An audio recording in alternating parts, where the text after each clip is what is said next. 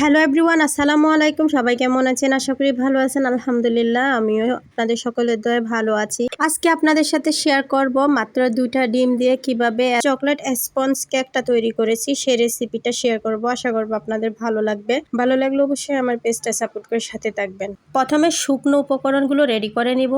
2টা ডিমের জন্য আমি এখানে আধা কাপ ময়দা নিয়েছি আর 1 চামচ কোকো পাউডার নিয়েছি, আধা চামচ বেকিং পাউডার নিয়েছি। শুকনো উপকরণগুলো 2-3 বার করে চালনির সাহায্যে চেলে রেডি করে নেব।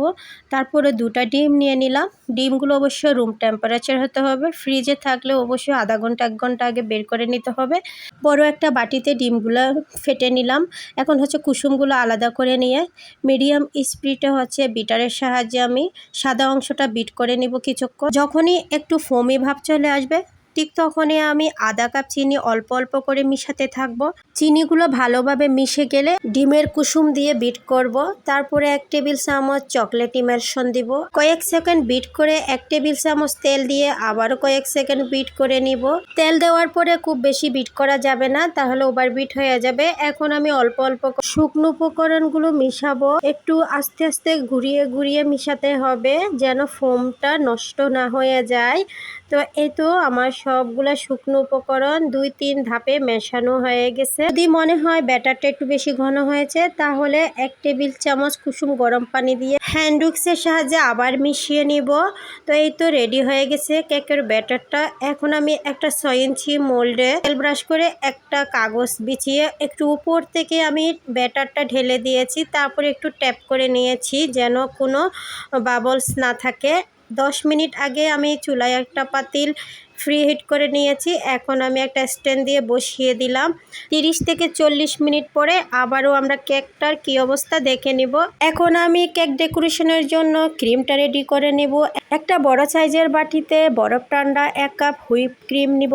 ইলেকট্রিক বিটার দিয়ে আমি প্রথমে লো স্পিডে তারপরে মিডিয়াম স্পিডে কয়েক মিনিট বিট করে নিয়ে 1 চামচ চকলেট ইমালশন এবং 2 টেবিল চামচ চকলেট গানাশ দিয়ে হাই স্পিডে বিট করে নিব। চারপাশ থেকে ক্রিমটা স্পেশালারের সাহায্যে মাঝখানে দিয়ে দিব। নেড়ে চেড়ে ভালো করে আবারও বিট করে নিলাম। ক্রিমটা যখন বিটারের কাটার সাথে আঠার মতন লেগে থাকবে তখনই বুঝতে হবে ক্রিমটা একদম পারফেক্ট হয়েছে। ক্রিমটা রেডি হয়ে গেছে। এখন দেখা যাক আমার কেকের কি অবস্থা। তো মাশাআল্লাহ, আলহামদুলিল্লাহ, আমার কেকটা পারফেক্টলি হয়ে গেছে। তো আমি একটু চেক করে নিলাম, এখন নামিয়ে নেব। তো আপনারাও একটু দেখেন যে কতটা সুন্দর এবং স্পঞ্জি হয়েছে কেকটা। তো প্রথমবারই আলহামদুলিল্লাহ পারফেক্টলি কেকের বেসটা রেডি করতে পারলাম। তো এই তো আমি একটু আপনাদেরকে বারবার দেখিয়ে দিচ্ছি কতটা স্পঞ্জি হয়েছে। তো এখন আমি একটু কেকটা স্লাইস করে নিব। আমি প্রথমে একটা স্লাইস করে আপনাদেরকে দেখিয়ে দিচ্ছি কতটা সফট হয়েছে। এখন আমি দ্বিতীয় স্লাইসটা করে নিলাম। এখন বোর্ডে অল্প করে ক্রিম লাগিয়ে প্রথম স্লাইসটা আমি বসিয়ে দিব। চারপাশে ভালো করে সুগার সিরাপ দিয়ে নিলাম। নজেল দিয়ে চারপাশে ঘুরিয়ে ঘুরিয়ে ক্রিম লাগিয়ে নিলাম। একটা প্লেট নাইফ দিয়ে চারপাশে আমি ফোমটা একটু লাগিয়ে নিব। তারপরে 2 টেবিল চামচ চকলেট গানাশ দিয়ে দিলাম। গানাশটাও আমি ভালো করে মাখিয়ে নিব ক্রিমের সাথে। এখন আমি দ্বিতীয় কেকের স্লাইসটাও দিয়ে বসিয়ে দিলাম। তারপরে সুগার সিরাপ দিয়ে দিলাম। আবারও নজলের সাহায্যে ঘুরিয়ে ঘুরিয়ে ক্রিম লাগিয়ে নিব।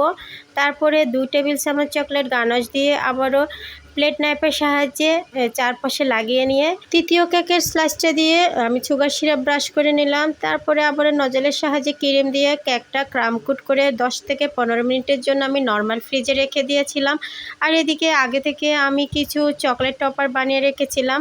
তো সেগুলো এখন জমে গেছে, তাই আমি একটু তুলে নিলাম। এখন আমি 20 মিনিট পরে কেকটা বের করে নিলাম। নজেল দিয়ে আমি আবারও বেশি করে ক্রিম লাগিয়ে নিব। তারপরে একটা স্কেপারের সাহায্যে কেকের ফিনিশিংটা দিয়ে দিলাম টার্ন টেবিলটা ঘুরিয়ে ঘুরিয়ে।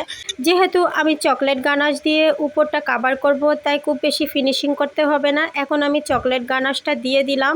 এখন একটা প্লেট নাইফের সাহায্যে আমি ঘুরিয়ে ঘুরিয়ে গানাশটা চারপাশে ছড়িয়ে দিব।